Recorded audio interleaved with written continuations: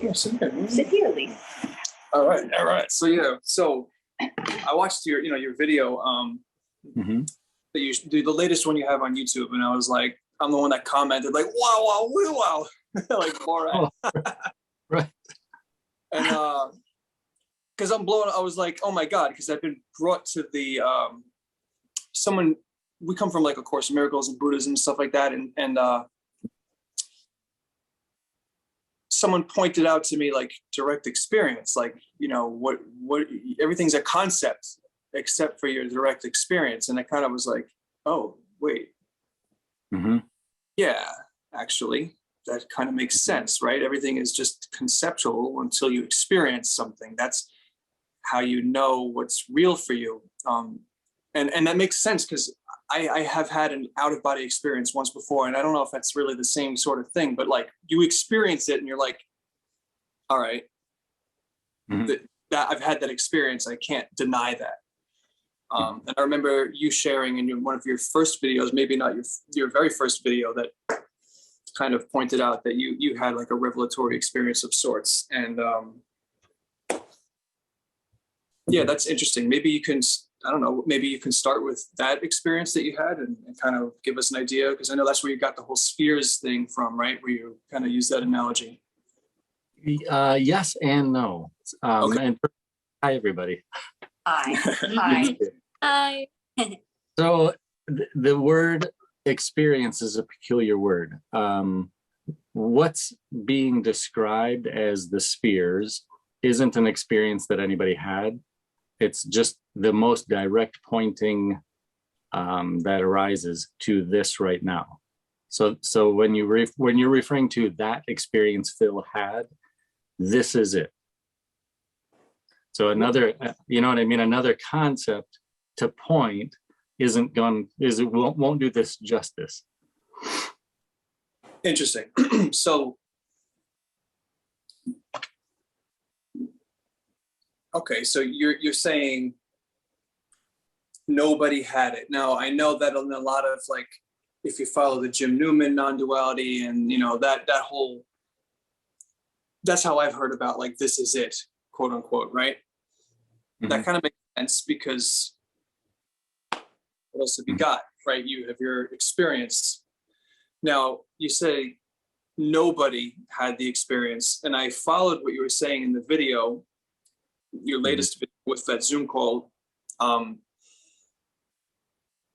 But to someone who maybe hasn't, that could sound like crazy town, right? Like, where does that come from? So it's admittedly absolutely crazy. The truth is absurd. It's crazy. It doesn't fit into sanity or any psychological model of sanity whatsoever. From that paradigm, it's absolutely nonsensical. Do you laugh hysterically? Yeah. Yeah. In recent years, I would add, the trick is how to keep a straight face. That's the great challenge. So experience suggests a second thing, and it's sort of like behind the scenes indirectly. The implication is I'm a separate object. So now there's a subject or object, and then a subject or object. Whether you're talking about experience or whether I'm talking about a self, neither are in my actual direct experience. The word experience is just a reference of what's apparent of this. What's apparent, and when it, So it has no form. Yeah, I mean, it's admittedly sure seems that there's form, but it apparent as in appearing as if form, as if time, if form passing in time, but the only direct experience or the only actuality is the right now of it. So there's not a second before and there's not a second after, but the manner of the appearing, right?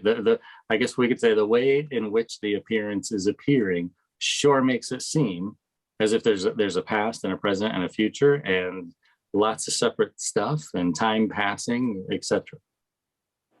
Right. It's really, if anything, it's a testament to the perfection of appearance, and more so, obviously, of what's appearing.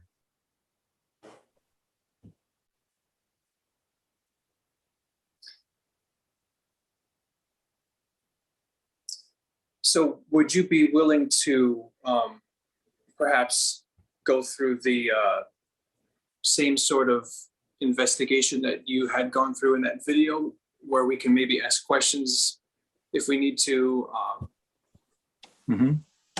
You know what I'm saying, right? It was, I guess, I think you said it was like a meditation of sorts, where of the spheres. Yeah. So is this like on the dot? Is that what you're What's that? being on the dot, you know, like, or being the space between the notes? For me, I have to put it musically. Is that some sense of what you're just talking about? Or? Yeah, like no, I would say that's sort of a bridge to this, that using thoughts as a reference. Thoughts arise and seem to automatically label, and therein it seems like there are separate things. And then with meditation, for example, or not in a formal practice, but just noticing, there's one thought at a time, and there's a slight space or pause in between the thoughts. And I guess I just mentioned meditation because it's essentially the practice of focusing on feeling and breathing. And that space between the thoughts just seems to get greater and greater until the implication of the thoughts about the self are kind of dispelled. And you might say it's seen the other way, as awareness or as the space.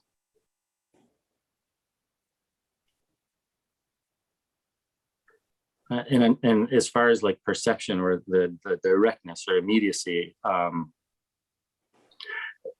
there's silence, and then there's sound, and it might seem as if there's two, silence and sound, but the silence is appearing as the sound. So only the only perspective from which it would seem there are two are from a person experiencing thoughts. Experiencing, I'm sorry, I didn't hear the last word. Experiencing the thoughts which label. An animal doesn't have any dualistic experience whatsoever. It would not even know what we're talking about when we're saying that there's this and that. Yeah, they're pretty present, it seems, right? Animals always have a sense of presence that's pretty obvious to me, at least.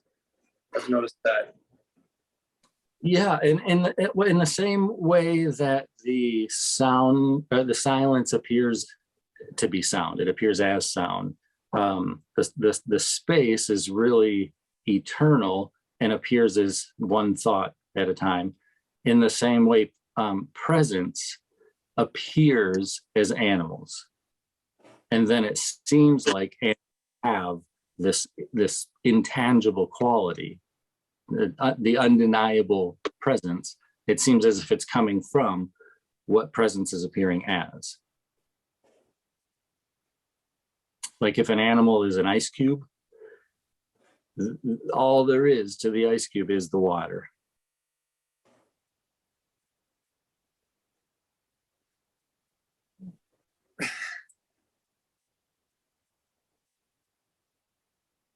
And to the water, it can even seem like there is not water, but ice cubes, even though all there is to the ice cubes is water. So how does that relate to us, I guess? Like, what is the... So we seem to walk around in a world, it appears, right?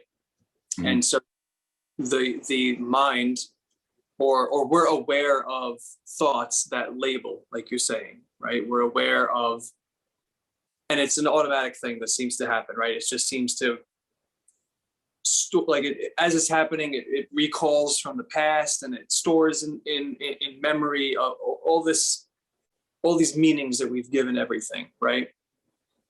Mhm.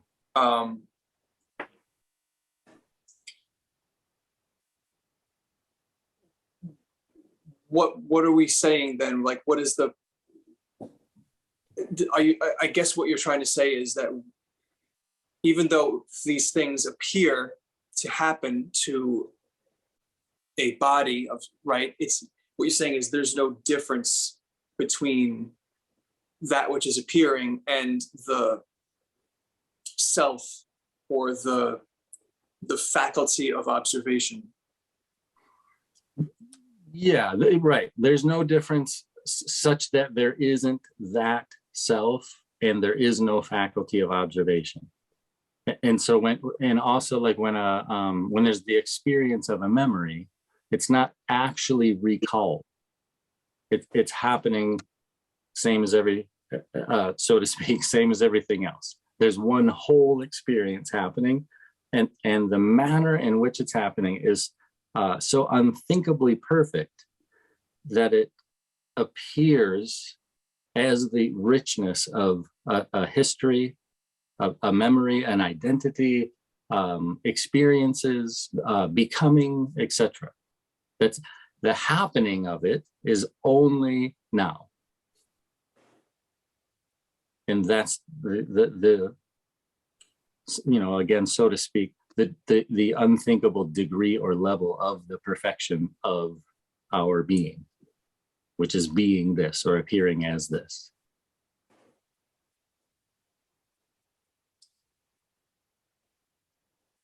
The bodies and the so to speak, finite mind or thoughts is usually what's tricky.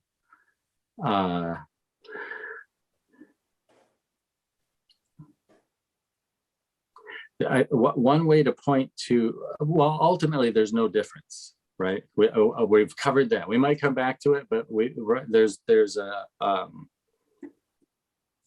an indivisible infinitude appearing as if there were separate things. So I don't mean to now imply that there are separate things in any way. The means of this, right? And I think this might be a little bit of what you were referencing from the video. So if you imagine now that the space, the air, or just the emptiness was consciousness. So it's not a thing, but there's nowhere that it isn't.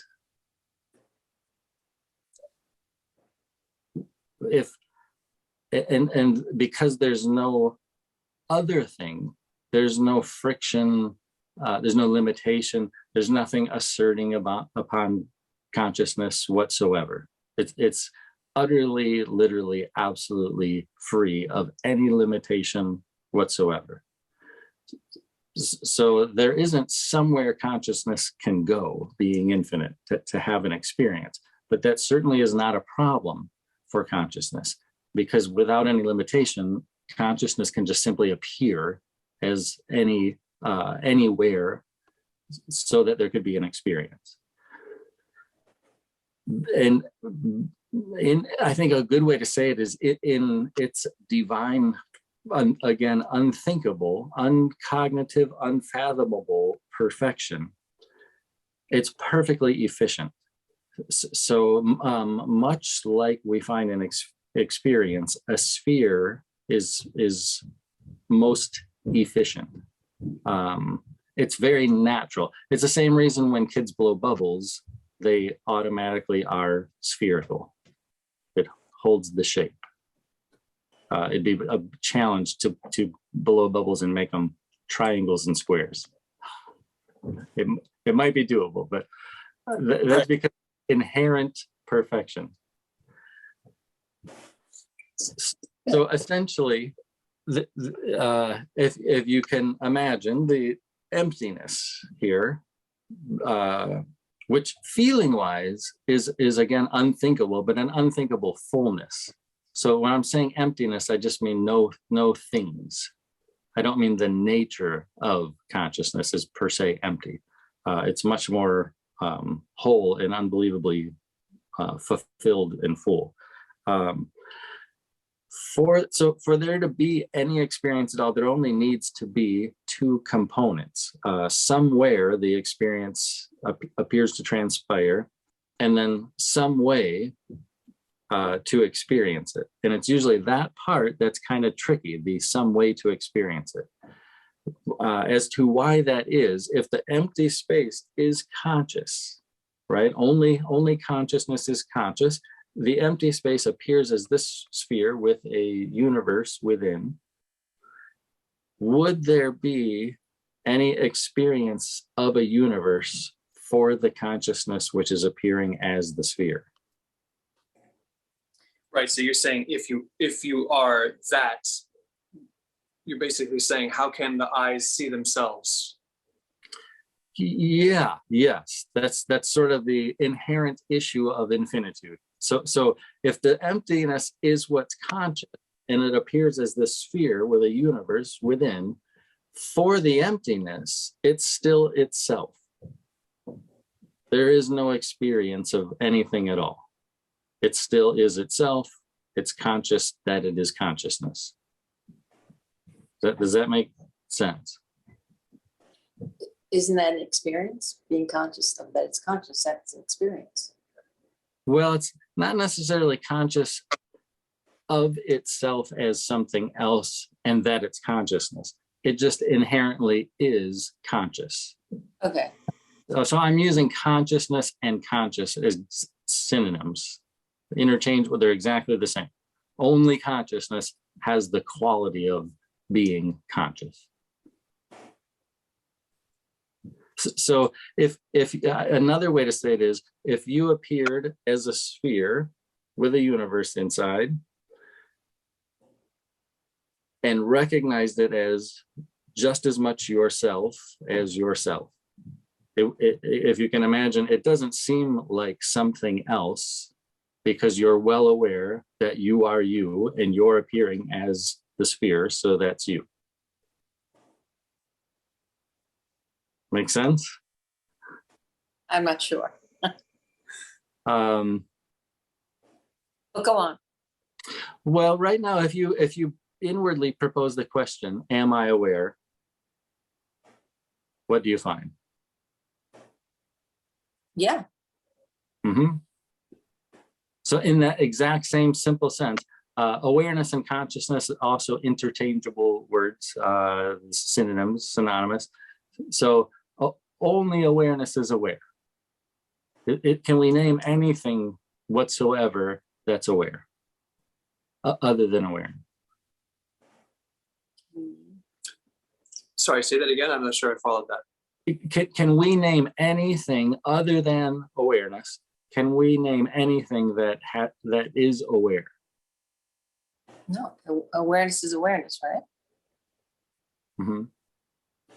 Yeah, I guess as an awareness, there's only this awareness that is aware of there being awareness.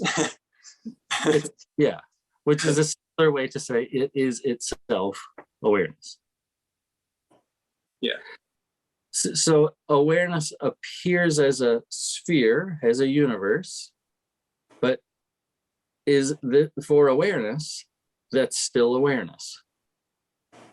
Awareness not appearing as whatever we might call that appearance, or awareness appearing, awareness is still awareness. Just like the water can be ice, but the water is still water. Right. Yeah. So what would be a whole different level of experience would be, instead of consciousness appearing as a sphere with a universe inside, a whole different experience would be as if for consciousness to appear as this universe and then experience the universe as if it's inside the universe. Right. Like, Like creator living inside of its creation, essentially. exactly. So, you know, the snow globes, like you usually see them at Christmas, you shake them up and there's snow inside. It would be like if you're appearing as a snow globe, but then making it seem to yourself that you're inside the snow globe. Right. And so the again, the perfectly efficient manner in which consciousness makes it so is by simply appearing as another sphere that really is like this, but illustratively is experienced as if like this. From your perspective. Yeah. So it makes it seem as if there's not these spheres. It makes it seem as if you're seeing from inside here. Right. Yeah. So ultimately, you're saying, I mean, I'm pretty sure this is obvious. What you're saying is that, yeah, it's not like we're a separate entity apart from everything else. It's more like you're saying that, yeah, we are everything. And since that is what we have the capability to view through the senses of a particular part of the creation. As consciousness, yes, but then but I don't know if I would say consciousness has an ability. It's just that it's without any limitation. So there's no limitation to abilities. So there's no way to discern abilities. Would it not be a desire or a will to do this? Or you're saying this is so automatic that it's just choiceless in the process. It's just a thing that's just happening spontaneously. Can't do anything else. Essentially, yes. So like only once it seems like consciousness is in the universe experiencing it, then of this sphere, thoughts arise about the world, about, you know, what I ate, what's happening, what I'm going to do tomorrow. And thoughts also arise about what's the source of this, what's out there, etc. So thoughts also arise about consciousness. But none of the thoughts in the world consciousness is being ever actually apply what's at all to consciousness. Consciousness is already what's appearing as what we're calling thought. Right. So any thought that describes it is just another appearance like anything else. It's not like it's actuality. Right. It's not like describing the truth. It's just another appearance like anything else. It's just a thought appearance. It's not separate. Right. So that's why it's ineffable, because no matter how much you point at it, that's all you can do, because you're already everything. Right. It's this. And there seems to be an experience of pointing to something. Right. And that something is already being this. But it's not a something. It's more not a thing at all. So I know where you're going to go with this answer of this next question, unless anyone has anything first. What would you then, and I know this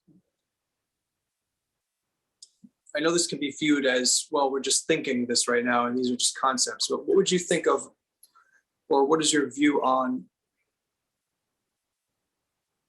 an afterlife of sorts? What does that mean to you and in what you know? Well, for there to be like life, like isness beyond the body, essentially. Right. Yeah, there would have to be a life.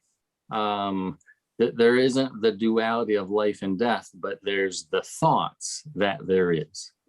The term forgetting is often used. It's not the most accurate term.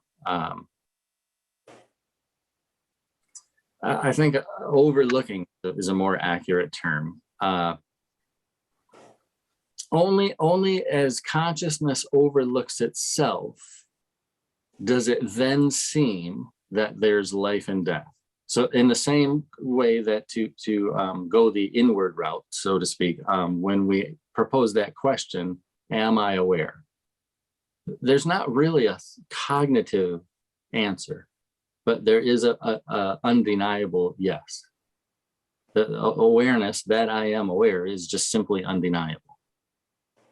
If there was any proof to the contrary, I'd be aware of it. It would only make the case more. So only once that's overlooked, then it can seem that there's life and death. And then it could seem that there's an afterlife. That the afterlife, so to speak, is myself, which is appearing as this. And because it then seems like, in the overlooking of the infinitude of myself, and in the in consciousness assuming there's form, then it starts to seem like I'm not consciousness, or the ineffable is a much better pointing, but I'm just using awareness, consciousness. Only then does it seem like I'm not eternal. Then the story can begin. I was born in a small town. We walked uphill to school every day in the snow.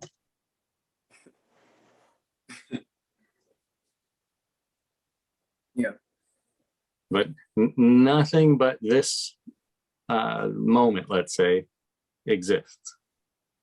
This is the universe. So I want to point that out too. If it's too much too soon, just interrupt. If you have a question, feel free to interrupt. But when I'm saying this universe, I don't mean what typically comes to mind, the materialist paradigm, that there's a physical world and we're walking on it. I mean only appearance.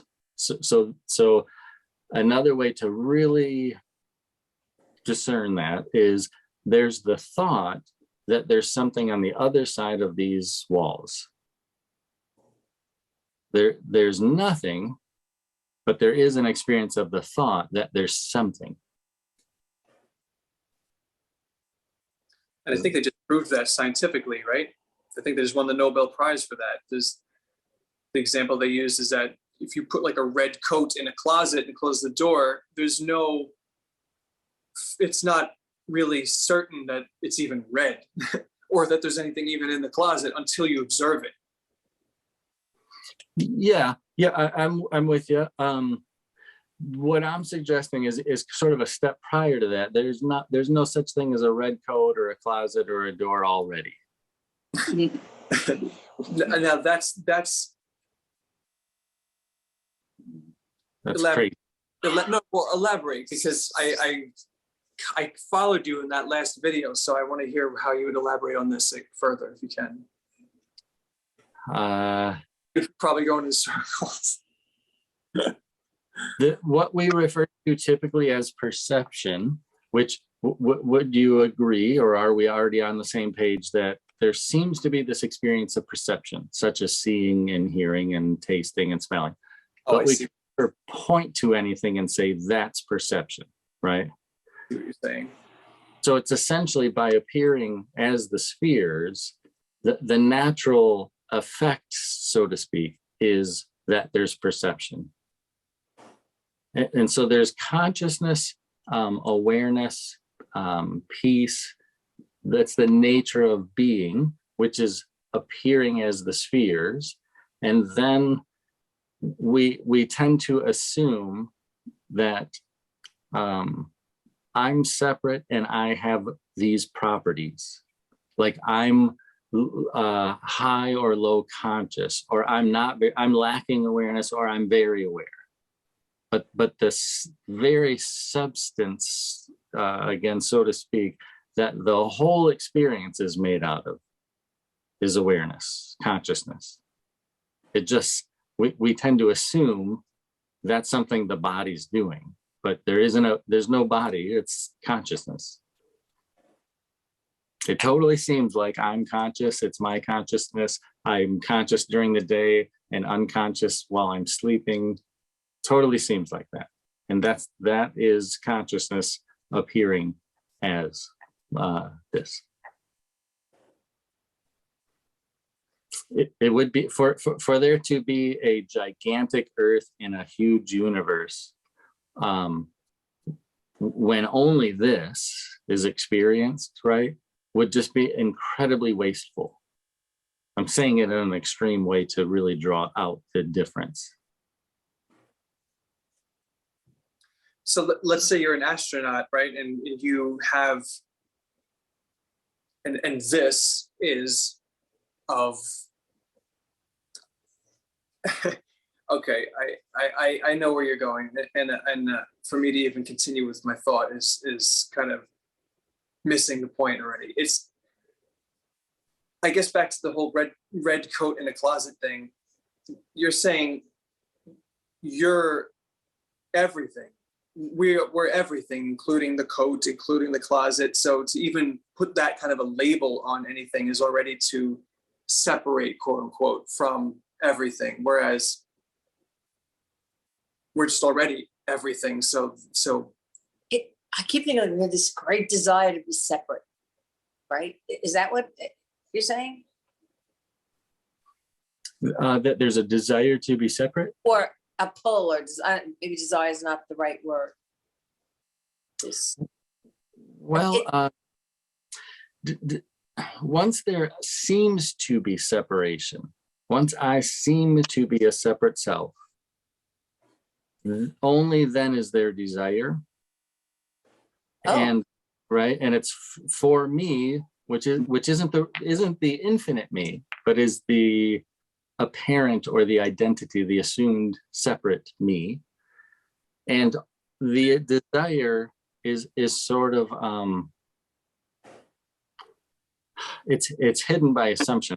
I have to come back around to that, but the desire is really only to not be separate. It's to again be completely fulfilled as myself.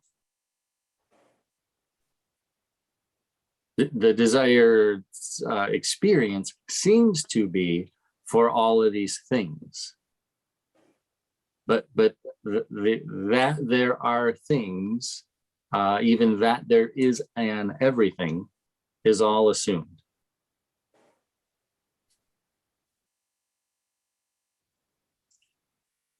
Do you see the slight distinction between I'm everything and there is no everything?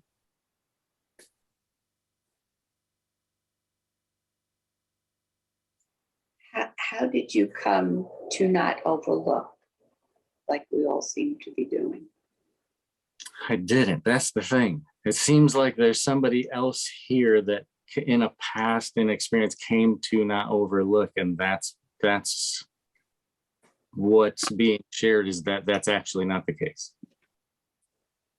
Could you just elaborate a little on that for me? Like it's the same this. In the nature of this appearance, it's so rich that it appears that there's time happening and that there's separate people in time or experiencing time. So it seems like there's a Phil here, and Phil awoke to something that maybe someone else hasn't, or realized something, or understands or knows something. But what I'm suggesting is all of that is the richness of appearance. There's not really this thing called understanding, or this thing called knowing, or this, it's all just how unbelievably awesome the appearance is. It's that rich. It's that engrossing.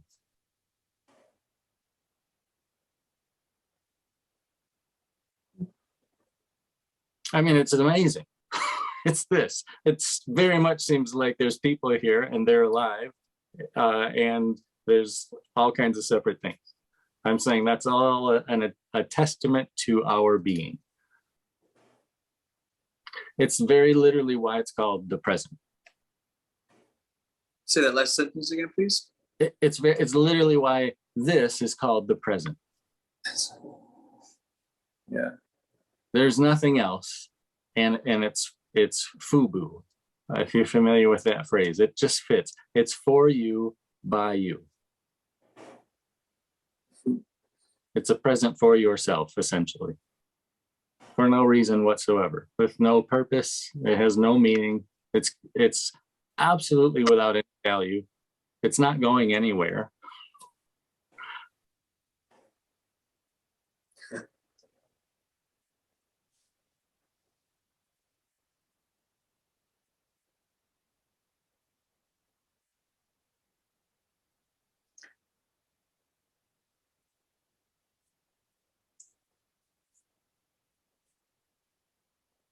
So I noticed a few people joined. Does anyone else have anything they want to ask or share?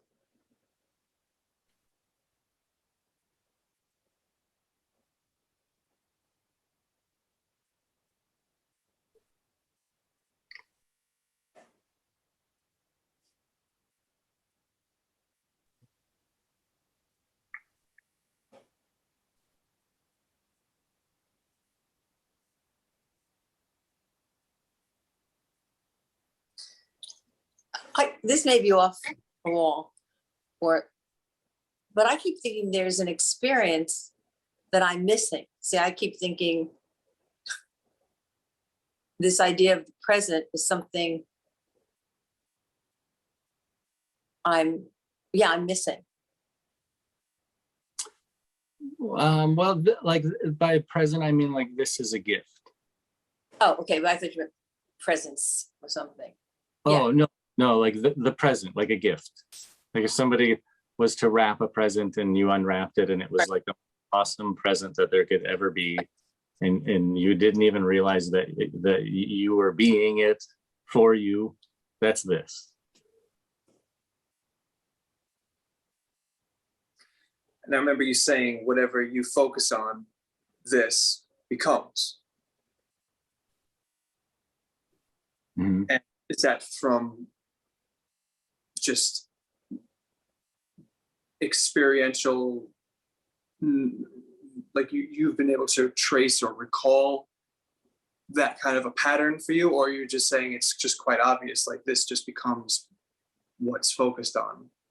Because it seems to, but it also has, some other qualities too that sometimes seem to be contrary to that. But then I know A Course in Miracles would have you investigate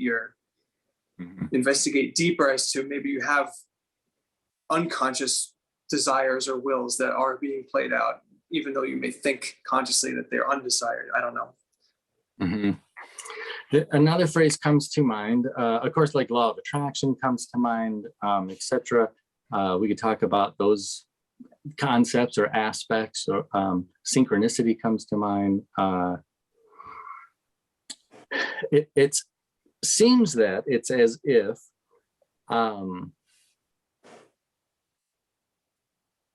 all which could be pointed to as feeling, like sensation, emotion, or what we refer to as inner world, it seems like all of that is pushed out, mentally pushed out. So it's attributed to things. The type of day or time, the type of day I'm having, what this person said, this circumstance. So it seems like the feeling, and by feeling, I very much just mean a pointing word. I don't mean feeling as a defining of anything word, but we all kind of have a shared recognition of what feeling points to. It seems that and emotions therein are caused by, fill in the blank, caused by relationships, substances, all kinds of things. And the more that's investigated, it's as if, this isn't meant literally, but it's as if it keeps getting back closer to that. I'm saying maybe there isn't a source or a cause of feeling out there. Maybe it's in here, prior to this guy, prior to experience, prior to perception. Is that making sense? Yeah, Yeah, it's as if everything. I'm trying to just relate it to what the Course would say. A Course in Miracles would say, like, spirit is the activating agent of the mind, or something like that, or the mind is the activating agent of the spirit. So that's all prior to time and space, and then so it just unfolds to in the way that it does, so that it is observed, and then in that way it's the gift, because it's just Well, that spirit mind is not prior to experience. It is experience, as in those notions arise as experience, but what they point to isn't actually there.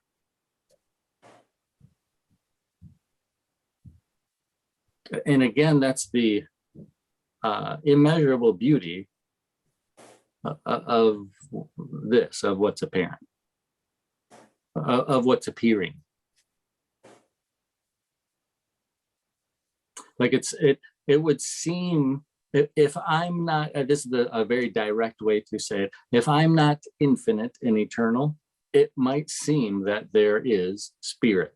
It might seem that there is a mind, whether that's a my mind or an infinite mind or a subconscious mind or a semi-conscious mind, but it's like you could very literally replace all of these terms with the term unicorn for the sake of clarity, because that's another notion that arises, but it isn't ever actually experienced.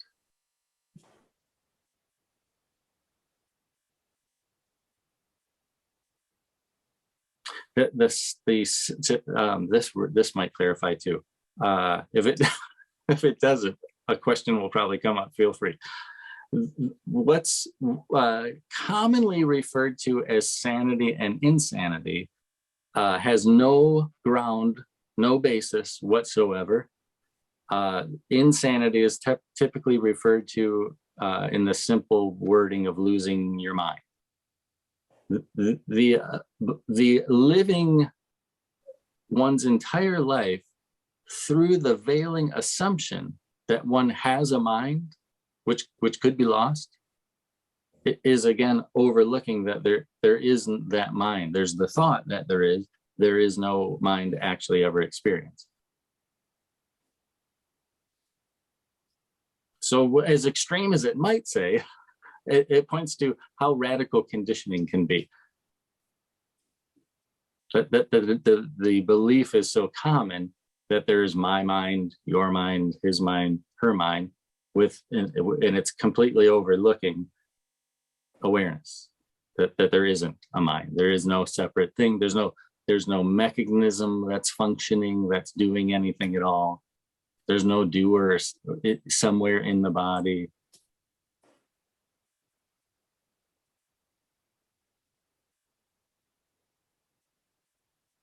And again, in sentiment, I would offer that's the present.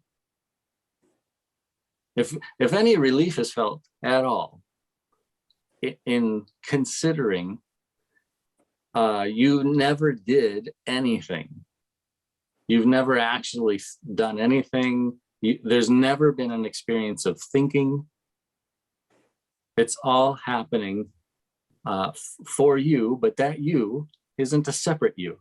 It's the same you that's appearing as. It's all FUBU, for you, by you. But it's appearing to the tune that it seems like you did this right and you didn't do this right, or you succeeded here, or you failed here, or you thought of this, but this other person thought of this. The whole show is just appearing.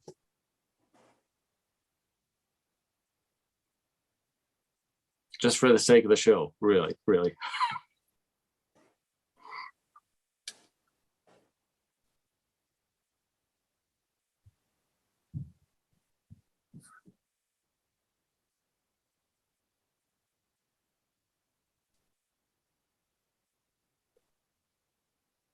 So I want to ask you something.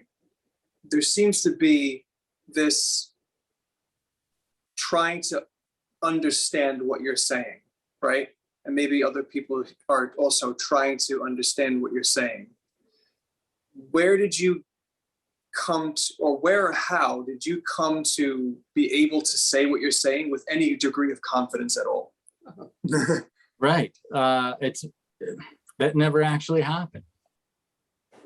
Like to try to draw it out or continue pointing right to what can't be pointed at, can't be said, because it is what's appearing as these words and as the pointing. There was the notion that that was the case, but that wasn't the case. It never was the case. So that didn't lead to a realizing that wasn't the case. It already was never the case. So we're just investigating direct experience down to the very last little detail, essentially. Or I guess a better way of saying that is we're welcoming Captain Obvious on board. Yeah, that's a nice way to put it. There is a how incredibly obvious this is factor. Yeah. I think that, or just a question, any sense of like, I don't like this, means that the point's being missed. I kind of have my initial reaction is like, I don't really like this very much. And then then I think just like, I'm assuming that I'm making a lot of assumptions here, but I think the assumption is that the reason I don't like any of what's being shared is because the point's being missed. Well, in any way, from the perspective of separate from this, that's the only reasonable interpretation that could arise. If there's a notion of separation, and what's being said is there isn't any, from the notion of separation, what's being said here is not welcomed at all. It's literally the last thing that you want to hear. Yeah. But in some ways it like, it seems like the solution. So yeah. Yes. Here we are. Yeah. For the problem. Yeah. But there isn't even the solution because there's already not a problem.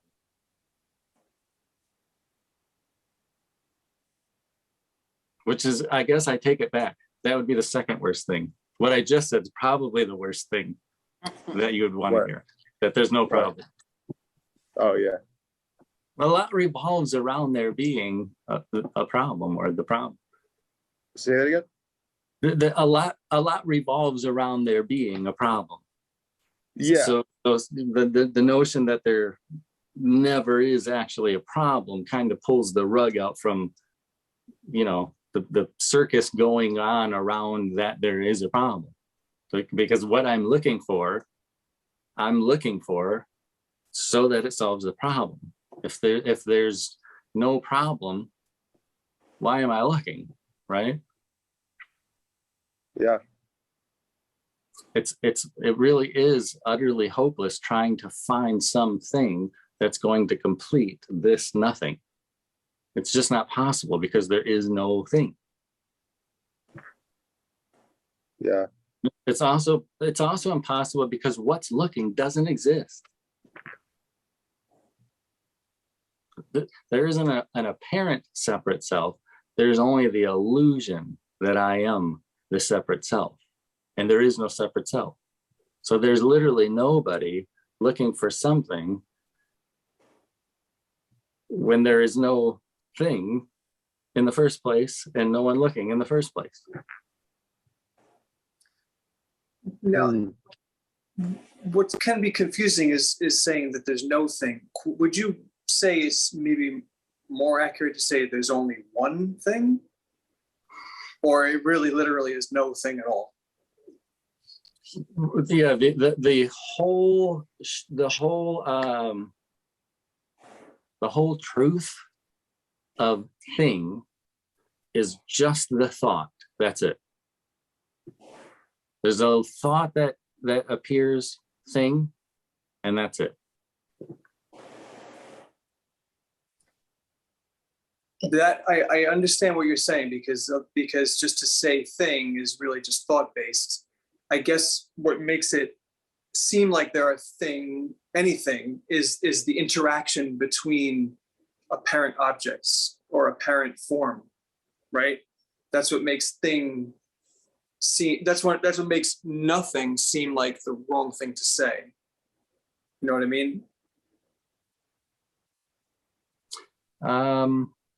Like the interaction between anything, and I get it, because there's just awareness of all of the phenomena that's occurring at any instant.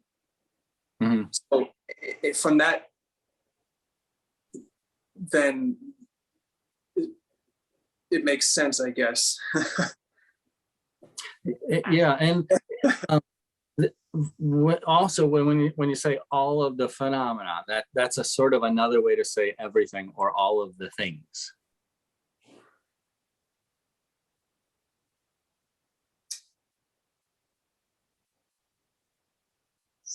So truth is no, truth. Well, I don't know if I would say there's a truth really, because that implies I could know it, or then I could understand it, or I could find it. It's at the mountaintop. For the there is the nature of being, but there isn't any way to point to the ultimate nature of reality or self or being, because any pointing is just one more condition.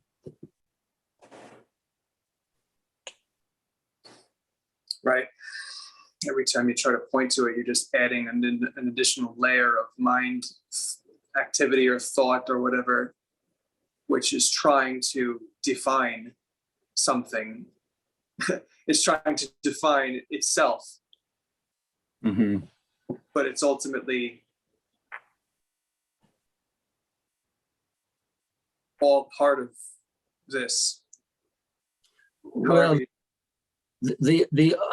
so what I'm saying, overlooking, I don't necessarily mean it in the visual sense. The thoughts appearing, what's unconditional is appearing as thoughts, and then the thoughts seem to be conditions.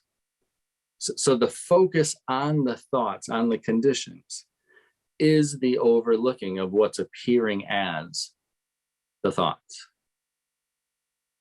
It's the looking for the condition which points to unconditioned. It can't, because unconditional is already what's appearing as the whole experience of the thoughts and the looking and the the wholeness of this experience, of this apparent experience, is another way to point that it's, again, that it seems like there would be something beyond it. It seems like I'm a separate entity and I'm moving. It seems like if I get up, I'm walking from this room to the other room. But I'm appearing to myself in a manner that makes it seem like I'm the guy who's moving. But in truth, I not only have I never moved, I wouldn't have the foggiest idea what that would be.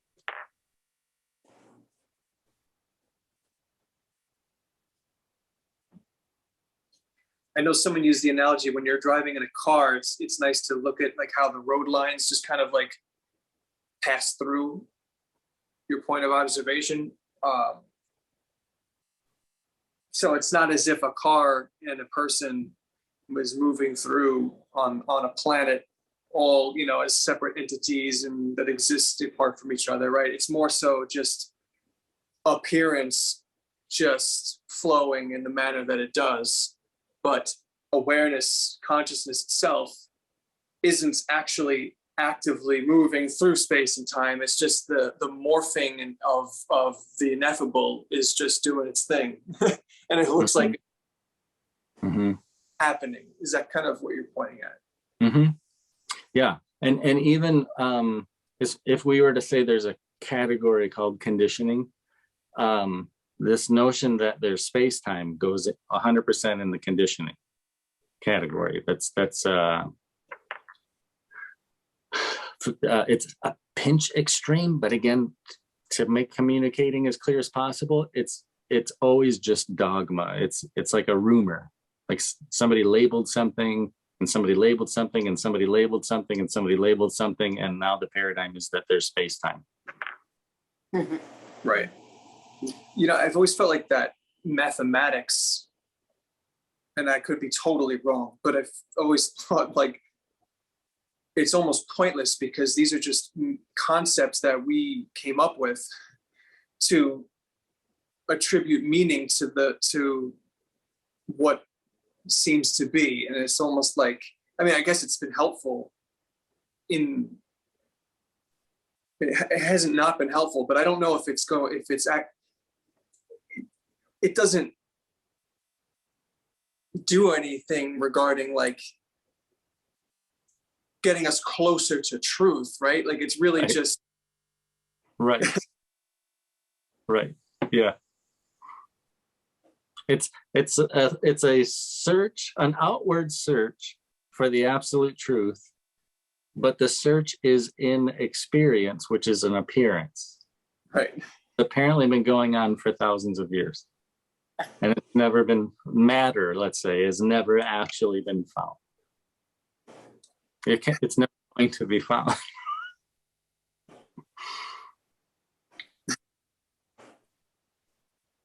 It's like if you've raised kids, they love you, they can't live without you, they're totally dependent on you. Then they start doing their own thing. Then they hate you. Everything's your fault. The whole world, it's all your fault. And then they kind of do this, and then they start saying, "Oh, I'm experiencing these emotions. I'm experiencing these thoughts. I'm the one experiencing the judging, and we're clearly just doing our best." And all the stuff I blamed the parents for, that's all coming from love, ultimately. Whether there's any recognition of that or not, that's undeniable.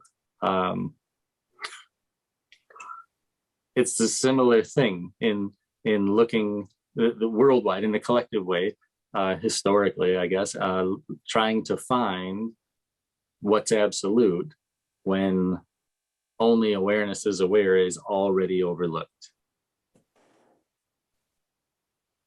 And there's also like the phrase that we're all God's children. Admittedly, it's a sentiment, an interpretation, but it really fits. Is there a point to science? Is there a purpose? Is there no point at all? Is it meaningless, right? These are all the thoughts that all of us kids are experiencing.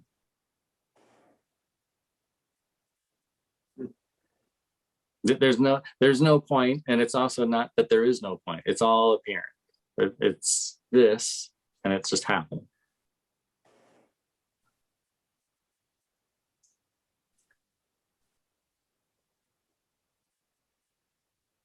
So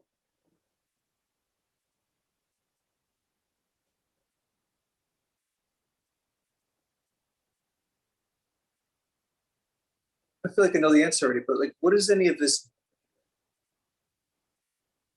do? Yeah, like, what does any of this? I guess, and I've heard this before from like other people. This isn't satisfying, and you even said this before. It's like the last thing you want to hear, because it doesn't get you anything. It kind of just really points out what's already the case, essentially. Mm-hmm. So are you happy? Yeah, like this is like happy? Does this make us see things Joyful. any differently, right? Like Loving. do we does it matter? It doesn't really matter. Well, nothing happened that could make anybody happy because there wasn't anybody. The happiness was seemingly convinced it was a guy who is sometimes happy and sometimes not happy. I'm talking about joy, elation, higher. Mhm. Does that exist for you, or No, but in are you flat? Are you just flat? no. In one way, joy, let's say, excitement,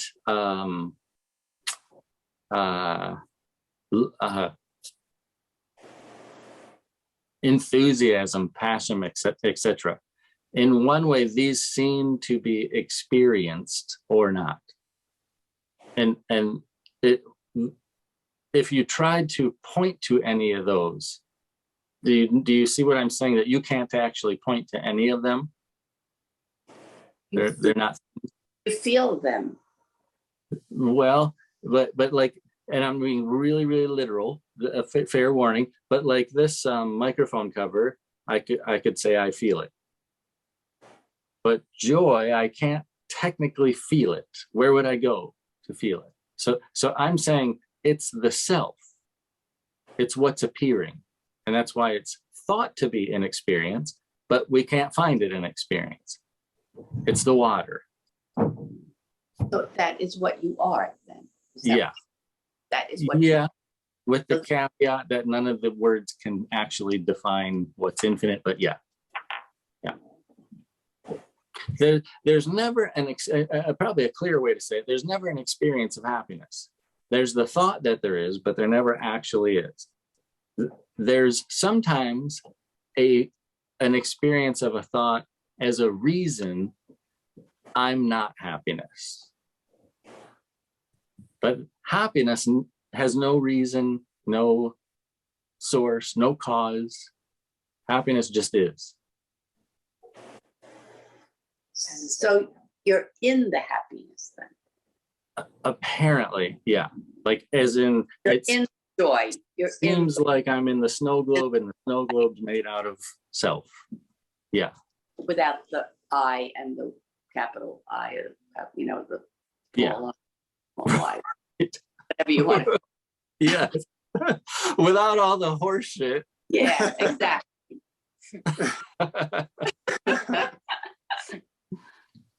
Okay, well, that explains something for me. I mean, that I can relate with, that I can work with, maybe. Mm-hmm. Yeah, because there always seems to be like there seems to be a driver for some kind of experience that gives you those tingly feelings in the gut that are like pleasant, right? Now, I don't think that's when I was discussing joy. Brett, I've been in the joy, or the very rarely, but I have had the experience of what I'm going to put it in my own words, because I can't speak esoterically. I just have to tell it like it is. I've been in the joy. I've been in the love. I've been in the bliss. Mm-hmm. That you talk about awareness. That's it's some awareness of that, or in it, or whatever you want to call it. That for me would be the ticket. Okay, that if I'm gonna think about anything or seek anything, I would like to be in that. And I've had those experiences and have been able to rejoin that being in that. Does that make any sense, or am I completely, Yeah, it makes perfect sense. And I'm just going infinitely a step further and saying that's this experientially, you're in it right now. I feel it. Yeah. It's like the passage from the Bible where two or more gather, there I am. I don't read the Bible. Well, nobody does. It's just Yeah. quoted. No, but I see what you mean. But that makes sense where two or more are joined, because that goes back to the spheres analogy that you have, is that until there are two spheres, there's no experience of anything. There's just awareness itself. Mhm.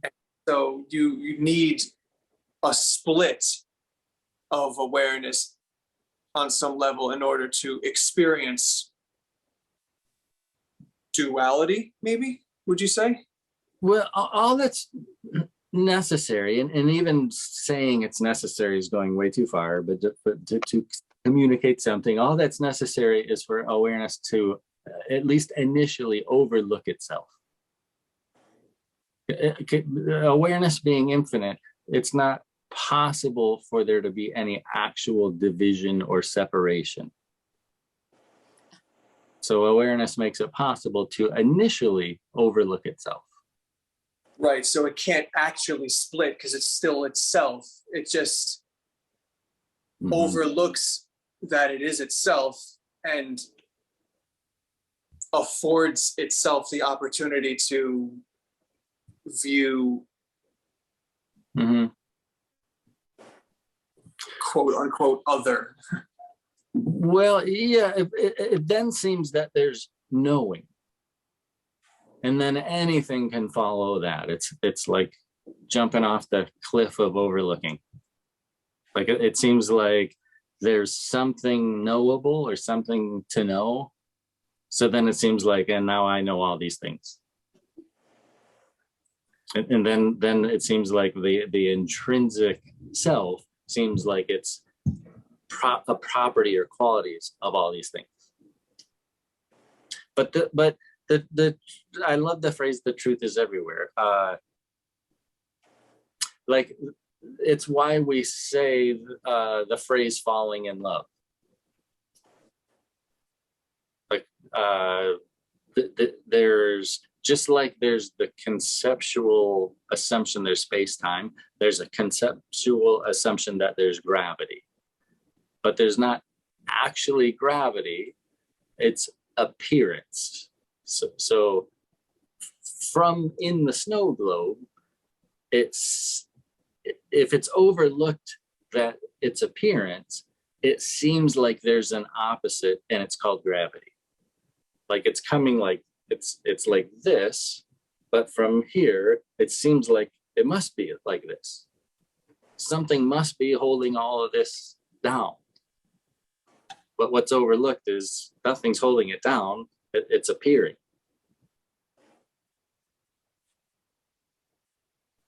But when it comes to love, we hold that different than science. We don't mess around. We just call it what it is, falling.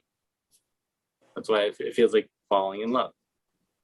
Scientifically, we might say it seems like there's gravity. This is what it's like to be in love. And it's perfectly fine to go the character route or the story route or what have you, and attribute that love to coming from someone else. There's nothing wrong with it.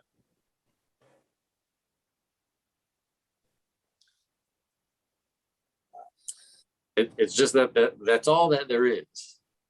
It's not coming from anywhere or anyone. It doesn't have a cause or a source. It can't begin. It can't end. But again, we're all like God's kids, just tripping over bushes, bumping into walls, saying, I love you too. It's really all just the recognition of our infinitude, our eternal nature. Or again, this.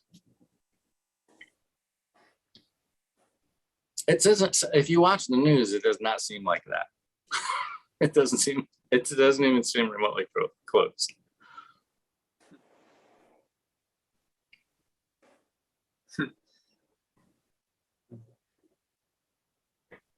If you cut your hand, though, it's crystal clear.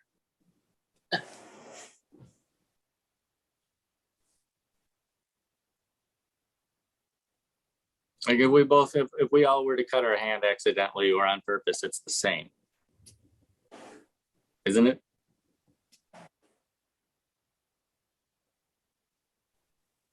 What do you mean by that? Well, Yeah, doesn't it hurt? Yeah. Is there any thinking involved? oh, there's just the experience of that, and And then, it's the same for all of us. and we label it as, oh, I cut my hand, but the experience is just of everything that you would experience in that moment, whatever that is, without words, without defining it. It's just, it is that experience. Yeah. See, I feel like what was very helpful in that video, your latest video, is that you really took your audience in that call through okay, we're in a room. Is it obvious that we don't know what's behind the wall, but we think we know what's behind the wall? Like, that's just a thought, right? And then you kind of like took it step by step through that. And I thought that was really powerful, right? And I think, I don't know, I know you didn't watch that video, so you may not know really what I mean by that, but like, without that, this is easy to just be like, what are you talking about? Right? So like investigating the nature of the experience was very helpful. And of course we could always watch that video on our own time, but I mean, since we're here, maybe it would be helpful to explore that a little bit. What do you think? Well, it's yeah, happy to. It can be triggering. The more intimate that we inspect, it's potentially triggering, but that comes and goes. And again, it may seem that something other than this exists and is desired and is going to be fulfilling in the future, but the whole point is what's actually wanted. It is, of course, what already is. Ways it closer to home in which it's covered or appears to be covered are assumptions, like that there's the thought, like right now there's doesn't seem to be anything interesting about the thought, I have ears, I have eyes, I have a nose, right? They seem like very common everyday things. But then notice, where are these ears that we assume that we have? Where you can hear and it's assumed that there's ears. Where are they? Are they actually experienced? Well, it's interesting you bring that specifically up, because I had a rebuttal to that when you said that in the last video. And it seems like the sound of my fingers rustling get louder the closer they appear to the ear, and there thus seems like I can say ear, right? Even though that's just a word, and it's just meant to point to the hearing happening.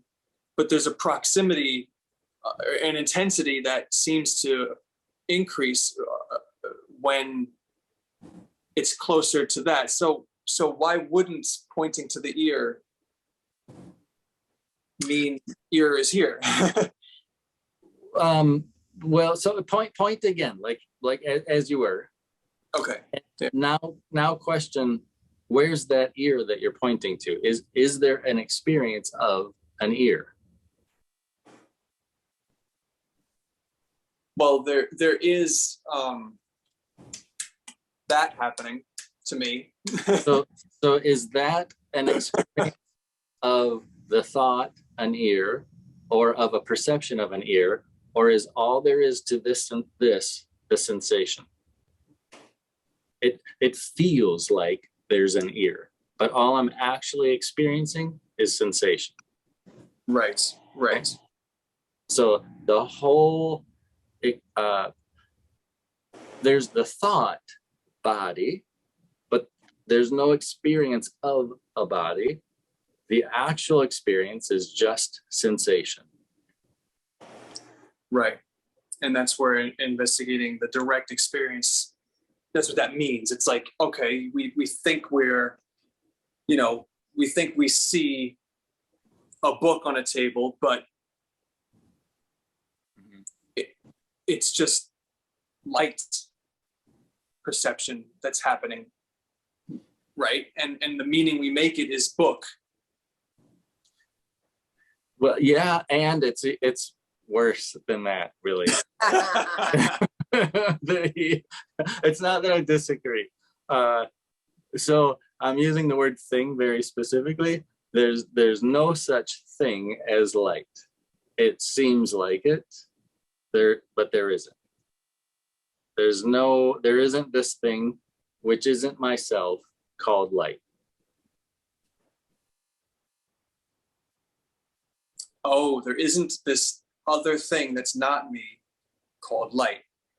Mhm. That makes sense, because if all there is awareness, then what other thing is there? Mhm. There's just, So have you ever heard in investigating our beliefs, our interpretations, our conditioning, for those who are inclined to do that, there's a phrase that comes up a lot called, referred to as shining the light of awareness. yeah.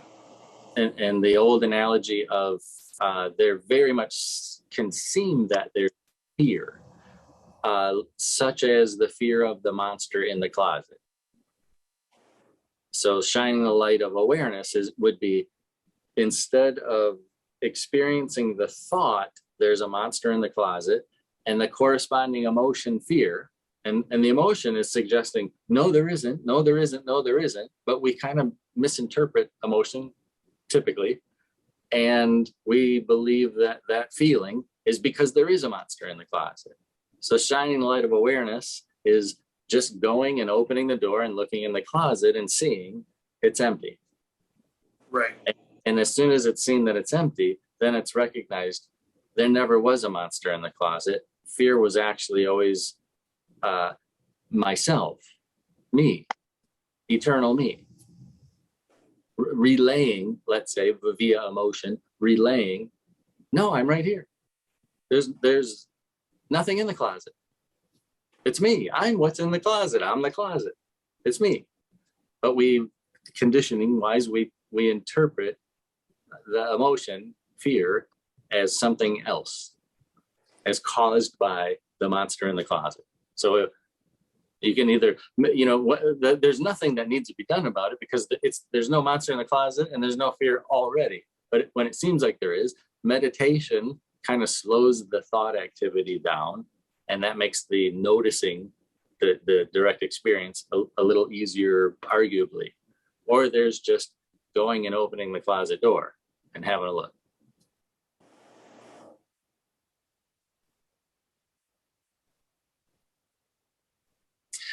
Also, I want to be clear. I've never read A Course in Miracles, but I certainly hear comments about it, and it's shared often recently on the forum, which is really great. If I'm not mistaken, the overall theme of A Course in Miracles is, when you initially begin the book, it seems, and get into each day's exercise, it seems like there's a duality, love and fear. And I think the idea is, by the time you get to the book and have done the exercises, there no longer seems to be the duality of love and fear, and the present is recognized as indeed miraculous, like very literally impossible. Like that there's any of this at all is completely impossible. Yep. And they're miraculous. I wouldn't say, well, your first time around you'd get that. Some people do the course many times. Well, there isn't Not anyone apparently. get that though. There's an experience of the course many times. There's never anyone who gets it.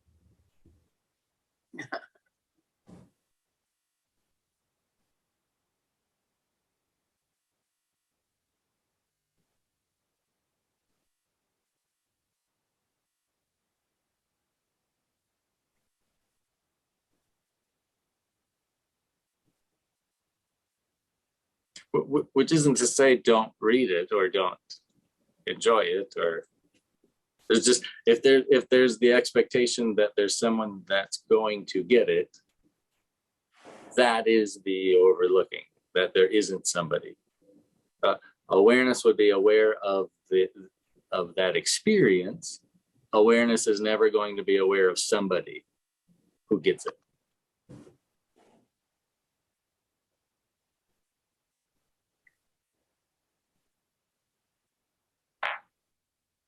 This isn't a problem for awareness, though. It's no problem for happiness that there isn't somebody who gets that there's happiness, because happiness is already happiness.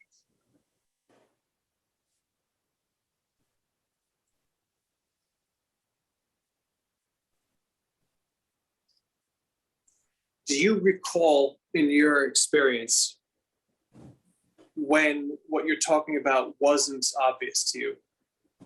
Yeah, it's literally this. It's easy to recall. It's this. Yeah, but you're saying this from this. Okay. Maybe I'm asking you to drop down a few pegs to a slower, lower level, but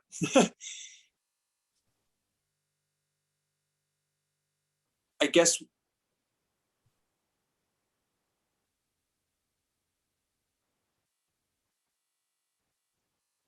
I'm not even quite sure what I'm trying to ask.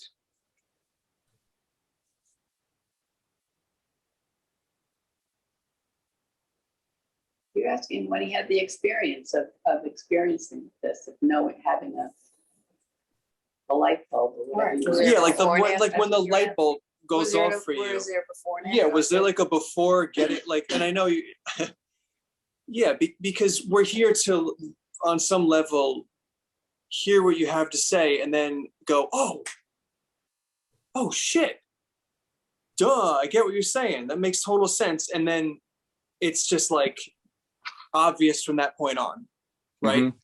Mm-hmm. Understanding has been reached, or the veil was lifted, and what was covering the obvious is no longer there. So that experience for you, what made that shift for you? You know what I'm saying? Yeah, and that's the tricky thing. A couple of things come to mind, but nothing. The veil is something is going to happen for me. So it's not that something happens for me and now there's no veil. The veil is something's going to happen for me. Yeah. Yeah. Right. Yeah. Wait. Also, Rupert Spira comes to mind, who once said that if enlightenment were a book, awakening, I hope I have it somewhat right, awakening would be the first or second chapter. If what was the book? Enlightenment. If enlightenment was a book, awakening would be the first or second chapter. So that there's the recognition, and then there's typically an experience of illusion or misunderstanding or misidentification, misinterpretation that just falls away. But I guess we might say day by day or months, years, but it's the present. It's now, but it's like it just isn't convincing anymore. That there's something to achieve, or that there's something to get. Is what you're saying. That there's anything. Yeah. That there's anything. And also in terms of emotions, that's what really drives it home. Let's say prior to, not in any time or space sense, though, just in the verbiage, prior to emotions, there's no condition whatsoever. So there's literally no condition to what's appearing as emotions. So to try to be specific, There might be a thought and the accompanying emotion of anger. When it's recognized, there's nothing. It just makes it very clear, like, why even bother with the anger and the whole facade? It's how the thought feels. It's the current experience. It's not being asserted upon me. It's nobody's causing it. It's not the circumstances. It's the interpretation that's felt. Yeah. Right.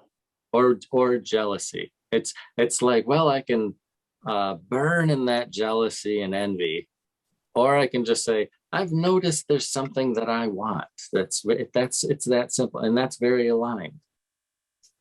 I saw the neighbor has a blue Jeep Wrangler, and it brought to mind, boy, that's a preference. It would be nice to have a Jeep Wrangler. I can hate my neighbor and feel the burn of that, or I can just say, hey, that is a nice Jeep. Right? You just see what I'm saying? The simplicity. Yeah. So the struggle then really comes with believing those thoughts that are like, oh man, I gotta get a new job to be able to afford it. I gotta do this, I gotta do that. Whereas the flow of this ineffable existence, just when the desire is present, it just unfolds in that way with less resistance, I suppose, right? Yeah, but just far worse, really.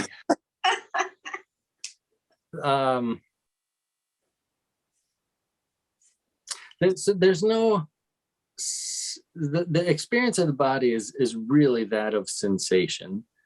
There's no experience of a self or a soul or a spirit or a me inside the body. There can be that belief, and that's fine. There could be the assumption, and that's fine. But it will be felt, because it's not true. It's not aligned. It's not actual. So it's always felt that, hey, something's off with this interpretation. Does that make sense, or too crazy? I really don't know. Well, that comes back to emotions and the nature of emotions, right? Like, and I believe I heard this from a previous video of yours, where the indicator of whether your thought perception is in line with what's actual is whether the emotion feels good or not. Well, yeah, but with a bit of a tweak. Not, I would say, whether the thought feels good or not the emotion. As much as is possible, I would just recognize emotion as guidance and try to refrain from any positive, negative, good, bad, right, wrong about emotion. So having said that, maybe the most direct way to say it is, if anything's in question, Phil is wrong. There's no sense trying to outsmart emotion and unconditional infinite being. If something's off, it's definitely what I'm thinking. I'm sorry, if something is off. If there's suffering or discord, if it feels off, it's what I'm thinking. It's because of what you're thinking. It's, well, not because of isn't caused by, but that's how it feels. If I cut my hand, that's how it feels. So I don't. If I think, oh, my wife's so wrong, and this whole fight is her fault, that's how that feels. She's not putting feeling or emotion inside an envelope and sending it to me, and I'm opening it and surprised it's anger. It's how I'm looking at the situation. That's what I'm. If, at any time we can just say, it's fine how it is. It's fine. If we're both super angry, we can still just say, and that's totally fine. It might sound crazy. I really don't know it. It might sound really crazy at first, but it's Well, does fine. that- It does is what it is. It's this. There isn't another this that we can compare this to that. It might seem like it thought-wise, but this is what is, and it's perfect as it is. There's nothing to compare it to.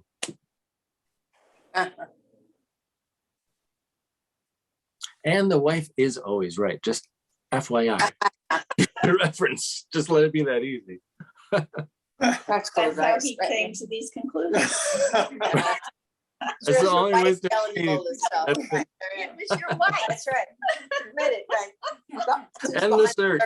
She's right. Behind the curtain. She's the operations manager of actualbeing.com. I get it. Okay. Right. Well, if she says she is.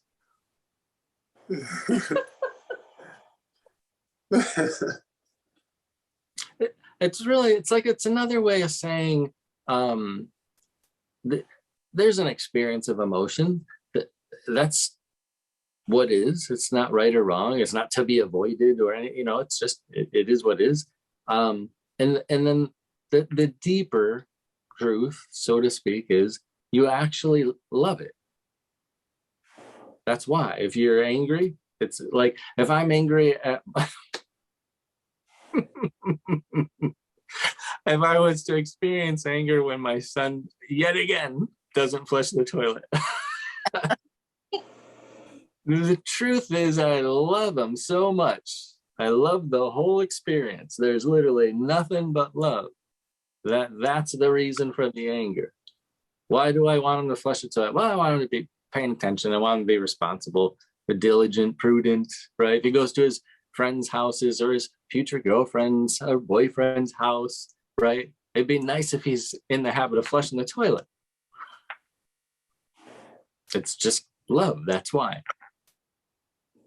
If I'm jealous, well, aren't I loving something somebody else has or is experiencing or a way they're being or something? It's the jealousy is because I love it.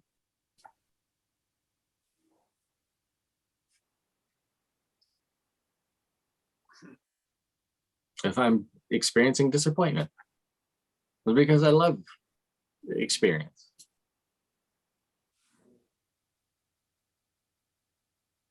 Does that sound too counterintuitive, crazy, or is that making sense? It sounds like addiction too. I mean, you become addicted to certain things.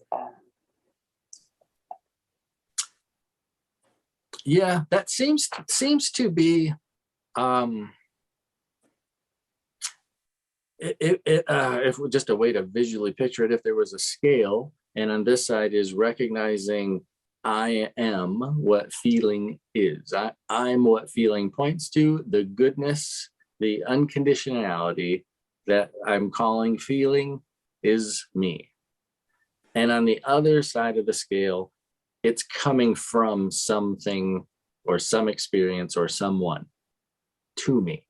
The so to speak, the mind can be very convincing that feeling is coming from experience to Phil.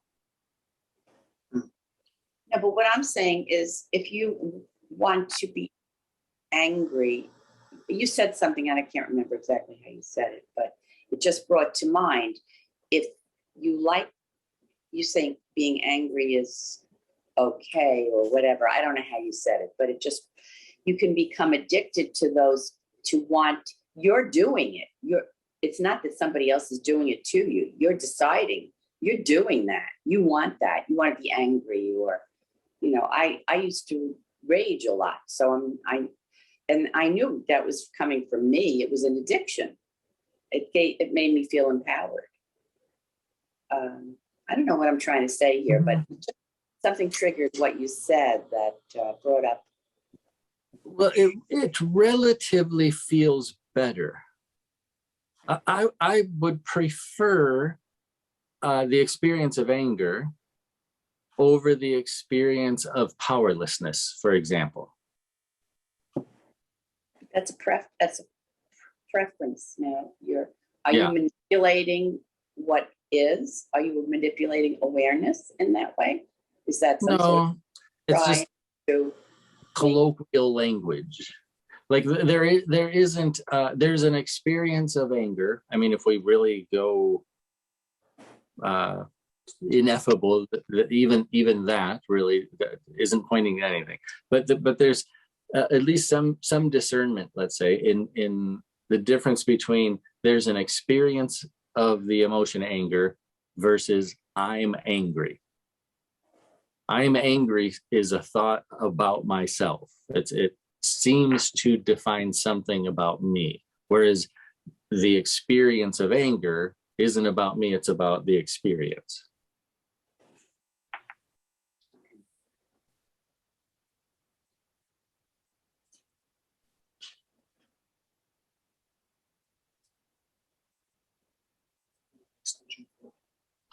It's like if feeling was a flashlight, it's always right behind each of us. And it's the shining of the flashlight is this. It's all the experience. But you can't see it because you're it.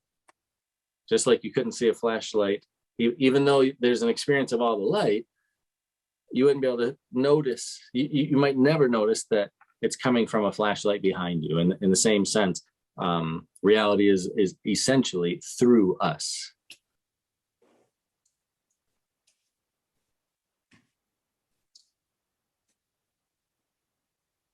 I don't know if that's clarifying as far as what you were. come on, overload. I'll, when I have to settle down with it later and it'll all, I'm a mother, right? I have to absorb and then. Like, I'm trying to think of a What clear example. I experience when we were talking about being in the bliss, the happiness, whatever, I did truly have that experience.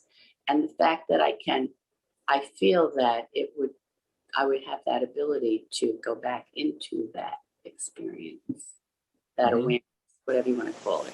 Mhm. That was extremely helpful. It was for me.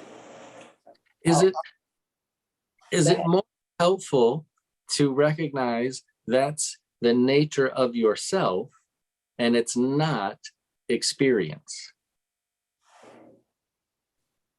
If experience were to completely vanish, the happiness, the joy, the bliss would not. It would remain eternally. Wonderful. Yeah.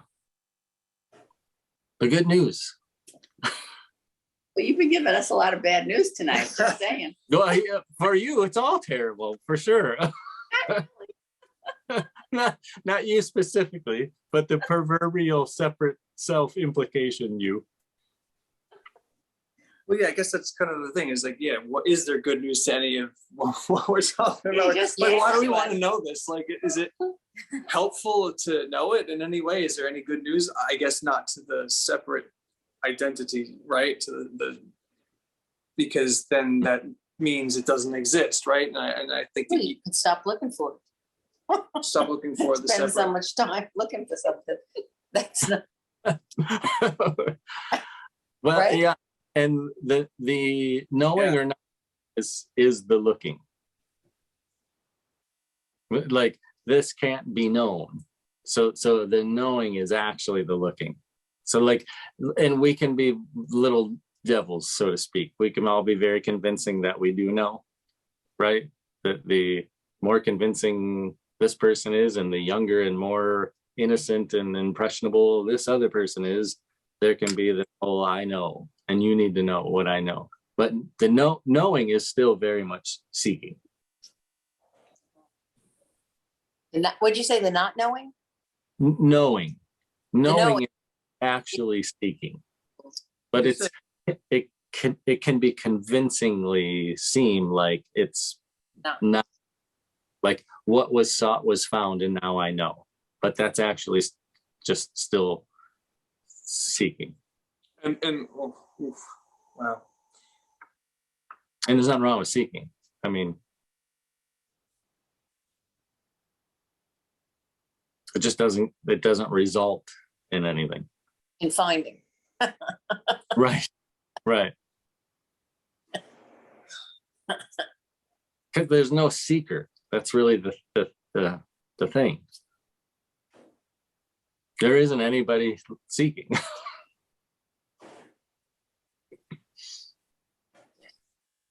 Just takes you a little farther away.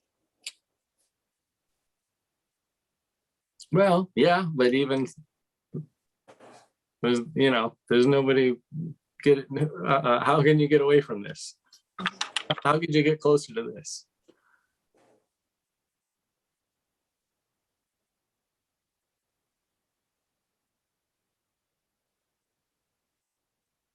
So you do these calls. Oh, sorry. Just came to mind, so to speak. All the in seemingly in here, does it make sense that there's what gets referred to as unanswerable questions? That's probably a great term. And it seems like, oh, well, there just are some things that there's no answer to. Like, what is death, right? Where did I come from? But what's appearing as this is the answer, but it's just not something else that could be found. It's what's already the case. It's not that there is death, for example, and some people know about it, or some people just don't know yet. It's essentially that in here, overlooking the nature of myself, then it seems like I'm a thing in time and space that was born and that one day will die. And then there's going to be this next experience called death. But what I'd be overlooking is that the nature of experience is already apparent.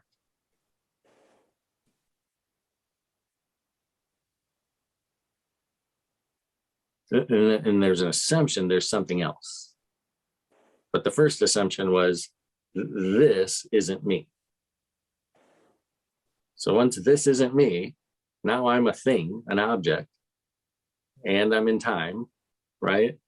And one day I'm going to croak, and then there's going to be this other experience. But there already isn't this experience. So there certainly isn't an other experience.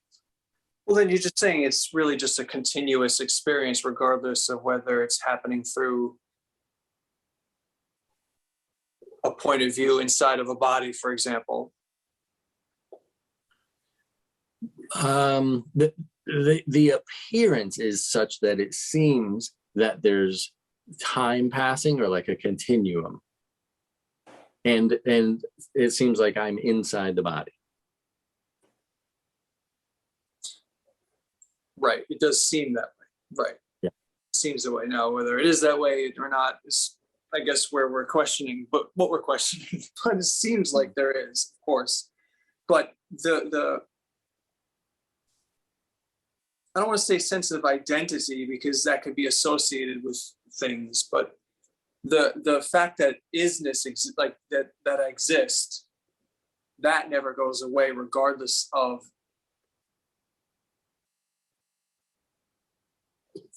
flesh being active or not.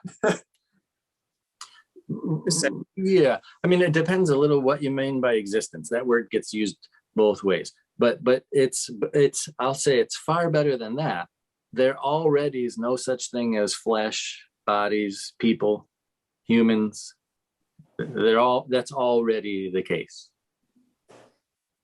Yes, I know. So, of course, it says and awareness can't go away. Nor would there be any reasonable inclination for awareness to go. It's like saying I want happiness to go away, or I want peace to go away. At some point, the Course in Miracles says, when you'll gently lay the body aside when you're done with it, essentially. No more lessons learned from it. Yeah, like, because the body is really just a teaching device or a learning device.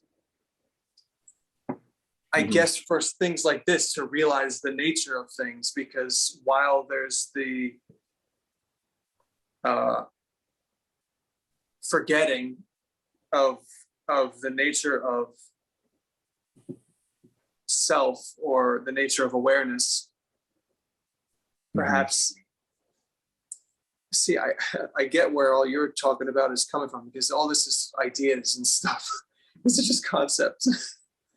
These are just thoughts, and it's like, where does that rest when we're talking about direct experience and I don't know. In the body sense, just as sort of a half step, wouldn't you agree that if it seems like there's a notion that I'm in the body, that I'm inside the body, wouldn't it make a whole lot more sense then that the total experience, this whole experience, would be the body? Because it Right. clearly Yeah. seems Oh, yeah. in the, Yeah. right? 100%. So that's sort of a shift to like, okay, well, maybe my body's not this apparatus. It's the whole experience that I'm in. Yes. Yes. And then if you were to try to get, like, it seems like we're looking out, we're hearing outwardly, we're seeing outwardly, right?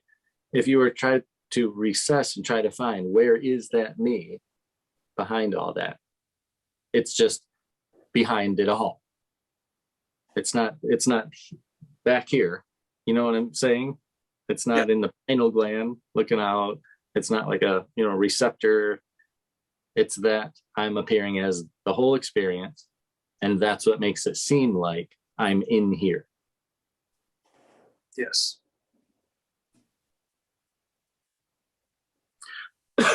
And really, it's all because it can't be any other way.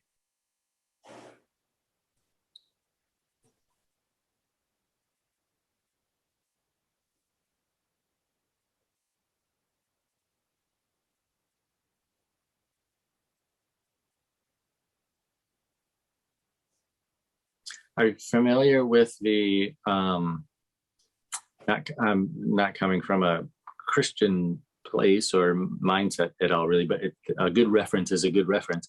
But it seems often very clarifying to recognize a collective misunderstanding, because it really drives home the actuality or the more directness.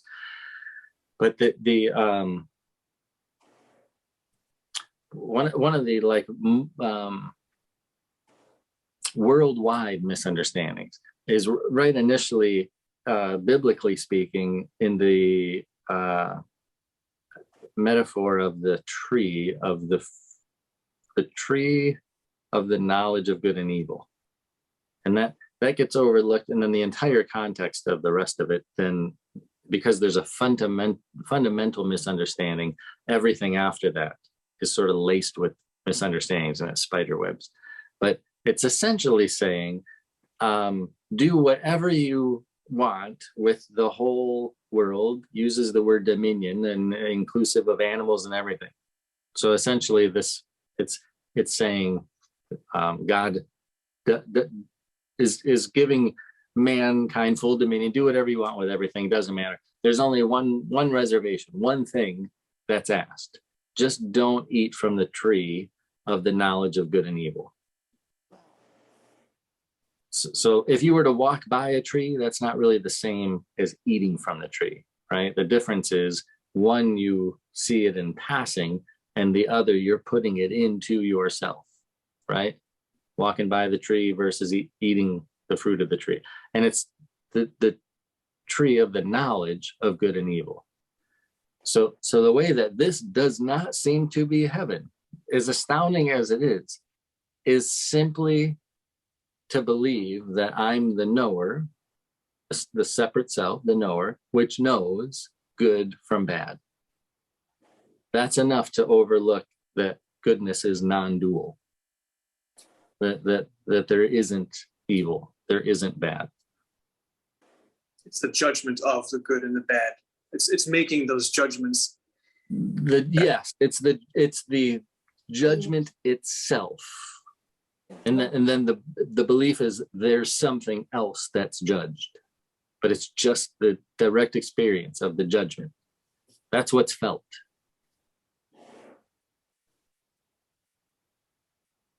The simplest way is if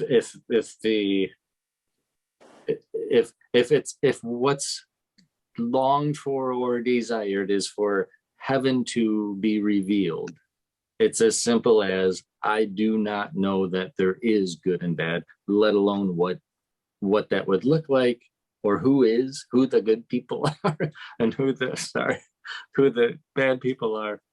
There's ignorance, there's momentum of this appearance, and here's a simple way to say it. If you were to say, well, all the atrocities that come to mind, right? The serial murderers, etc., the worst of the worst of the worst that comes to mind. Well, if there's no evil, and if there's not good and bad people, and there's not even good and bad, it's like, well, Phil, are you saying that a serial murder is doing good? Like that's perfectly cool and that's good? That wouldn't be exactly it's actually more simple, that there's just ignorance. So if you were to trace back any of the serial murders, for example, if you were to trace back all the way to 2 years old, you would see exactly, it would all make perfect sense. I'm not saying I would condone it, or, I'm just saying it would make perfect sense. There would be a environment in which there was either very conditional love, or somewhere between very, very conditional love or even isolation. It doesn't have to be in a room, but in terms of love, bonding, connection. And so then, just like the experience of anger feels better than unworthiness, the feeling of empowerment, albeit at someone else's expense, feels better than my idea of myself that was conceived from the environment. And does that make any sense? 100%, yeah. And then, unfortunately, we're perpetuating this, because that's precisely what we do when we believe we're the separate self that is the knower that knows good and bad. Our thinking is then to punish somebody and then isolate them. And then we think a way to say it, we think that finite mind that's isolated, and let's say solitary confinement, or that's excluded from the group or the family or the school, the bully, right? We put the label, and now that's the bad one. There's a collective belief that that's a separate finite mind, as if it's not mixed in with all of this. So we're creating that through a veil of ignorance, not quite recognizing that we are. It seems like we're like starting to. Yeah, I'm noticing that it does seem like there's awareness of the psychology behind people's actions, and that kind of would help people see how what you're saying would make sense, where there's no. Yeah, the last thing, and again, I'm saying a lot of what I'm saying in extreme ways to draw out the distinctions. But the last thing the separate self, the individual, the ego wants, is to recognize that that's me. Yeah.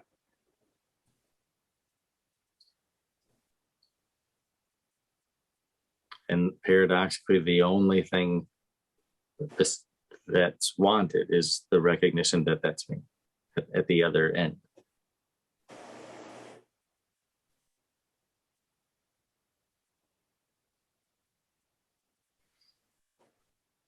Which is really why this conversation's happening, because only consciousness will do.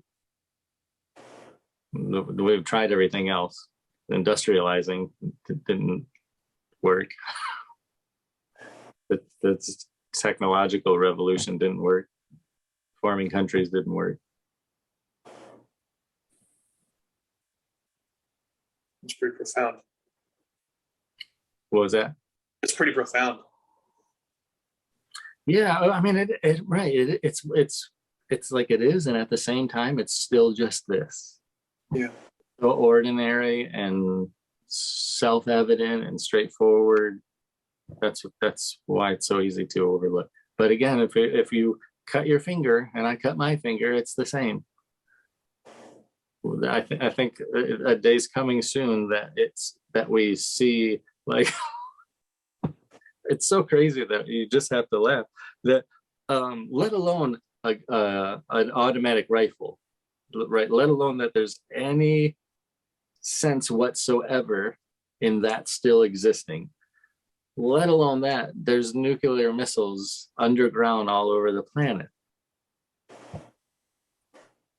I think really any day that's going to dawn, like, wait a second, you hadn't had cut. If I cut my hand and you cut your hand, same pain, right? That's it. You know what I'm saying? Does it make, it's the same being. It's the feeling is the same. Why would we ever want to hurt each other?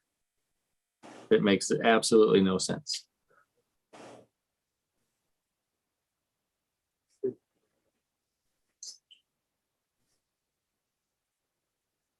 And then at the same time, it's perfect how it is. Like, if there's going to be experience, there's going to be the overlooking. So there's going to be like the fallout, if you will. And then there's going to be the recognition.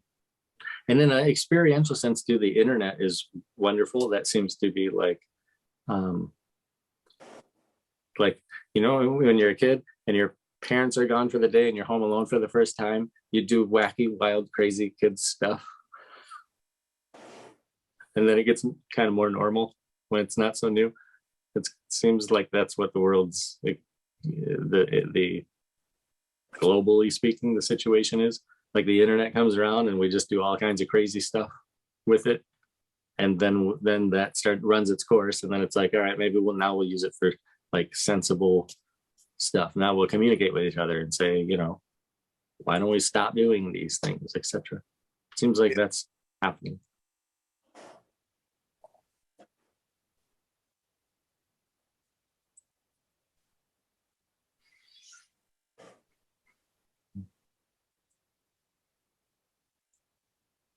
It's quite the paradox that nothing matters.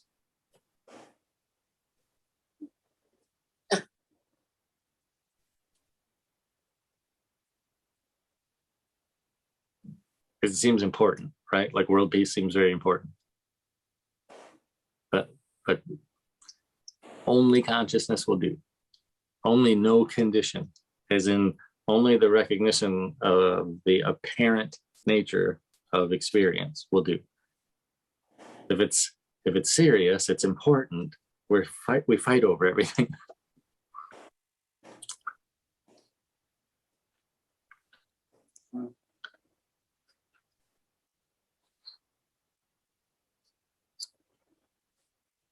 It's interesting. Everything you're saying is pretty in line with what the Course would say, yet you haven't read it. So it's nice. It's nice to know that this is like a thing that's not just, it's universal, right? Like, it's not, this book is not just, you know, making shit up, right? It's not just making shit up. It's like speaking about something that's It's using a certain language to describe something that I think you're describing. Yeah. Describe is the right word. Yeah. That, like, material and teachers and videos and books and whatnot, it all seems to mirror self and experience. Like if we were all to describe our experience, it would be very different. All those descriptions would be very different. And then if we are all to attempt to describe that which is experiencing, it would be the same across the board without exception. In the same way, it's like all the material is kind of pointing, you know, to what is without any conditions already.